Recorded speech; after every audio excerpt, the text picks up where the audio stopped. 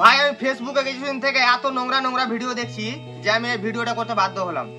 কিছু কিছু মহিলা আছে যাদের হয়তো 2-3টা করে ছেলে মেয়ে আছে, বিয়ে হয়েছে কি হয়নি জানি না, তবে সিঁদুর পড়ে আর থাকে দেখেছি আমি। তারা দেখছি চৌরঙ্গিতে পাবলিকের সামনে, মন্দিরের সামনে, মসজিদের সামনে, আরো বিভিন্ন উন্নত মানের শিক্ষা প্রতিষ্ঠান এবং পবিত্র স্থানের সামনে কাপড় এদিক ছড়িয়ে ছিটিয়ে অন্য লোকের সাথে নাচানাচি করছে। এমন ভাবে নাচছে কাপড়টাকে এদিক ওদিক ছড়িয়ে ছিটিয়ে যাতে সব বোঝা যায়। বুঝতে পারলা? একটুও লজ্জা বলতে কিছু নাই।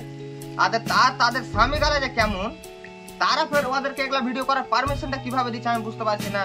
আমি দেখেছি ভিডিওতে অনেক বাজে বাজে কমেন্ট থাকে। মানুষ বাজে কমেন্ট কি মানুষ ঠিকই বলে, ঠিক আছে? তোরা এই কমেন্ট গুলো পড়ছে দেখছে কি দেখছে না কিছু বুঝতে পারছি না। কমেন্ট এদিকে খারাপ কমেন্ট চলে আসছে, ভিডিও করে যাচ্ছে না। মানে কি মানুষ, তুমি যে একটা ভিডিও করলা, মানুষ ভালো কমেন্ট করছে কি খারাপ কমেন্ট করছে সেটা তো দেখতে হবে আগে, তারপর তুমি ভিডিও করবা কি করবা না সেটা ভাববা তো না। মানুষ এদিকে বাজে কমেন্ট করে যাচ্ছে, ওরা ভিডিও করে যাচ্ছে। আবার কেউ যদি খারাপ কমেন্ট করে দেয় তো ওদের আবার গায়ে লেগে যাচ্ছে। আর শুধু এই বিয়াদারি মহিলারা না, কিছু কিছু ইয়ং মেয়েরাও আছে যারা সামান্য একটু ভিউজ পাওয়ার জন্য নোংরা নোংরা ড্রেস পরে নোংরা ভিডিও করে। বুঝতে পারলা? তাদেরকে কমেন্টে যদি কেউ খারাপ কমেন্ট করে দেয় বা খারাপ কমেন্ট কি উচিত কথা যদি বলে দেয় তো তাদের গায়ে লেগে যায়। তো তোরা মানে কি, তোরা এই বাজে ড্রেস পরে বাজে বাজে ভিডিও করবি, লজ্জা করবে না? আর লোক যদি কিছু খারাপ তোদেরকে বলে দেয় তখন তোদের গায়ে লেগে গেল তো কি তোরা এই নোংরা নোংরা ভিডিও করবি ভিউজ পাওয়ার জন্য? তো তোদেরকে লোক কি বলবে? সতী সাবিত্রী বলবে, খারাপ কমেন্ট করবে না তো? হ্যাঁ। তারপর ভাই তোমাদেরকে একটা ভিডিও দেখাচ্ছি, দেখো এই ভিডিওটা দেখো তোমরা, যে মন্দিরের সামনে এরা কি করছে। ভিডিওটা একবার ভালো করে দেখো, বুঝতে পারলা? দেখো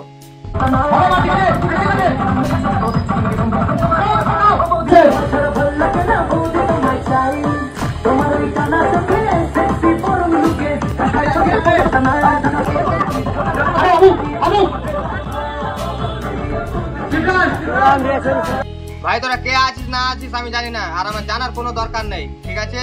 কিন্তু তোদেরকে মন্দিরের সামনে এগুলো হিলেলা ও বৌদি এগুলো ভিডিও বানানোর পারমিশন কে দিল ভাই? তোরা এগুলো বাজে ভিডিও করবি, কর না, কে মানা করছে? যাও মেয়ে নিয়ে চলে আয়, আপনার রুমে চলে যা, আপনার হোটেলে চলে যা, আপনার নিজের জায়গাতে চলে যা। ও বৌদি হিলেলা যা পারবি ভিডিও করবি কর, পানু করবি কর, যা পারবি কর, তোদেরকে কেউ মানা করবে না। কিন্তু মন্দিরের সামনে এগুলো ভিডিও কেন বানাচ্ছিস?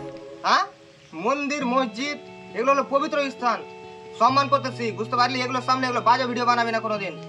লজ্জা করে না একটুও? মানে কি ভগবানকে ভয় নাই নাকি?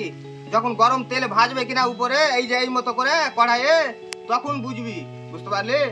শুন ভাই, বারবার বলবো না, একবারই বলবো, মনে রাখ, মন্দির মসজিদ ও বিভিন্ন শিক্ষা প্রতিষ্ঠান, বিভিন্ন পবিত্র স্থান, পাবলিক চৌরঙ্গিতে এগুলোতে এই নোংরা ভিডিও করবি না, বুঝতে পারলি? একবারই বলো, বারবার বলবো না।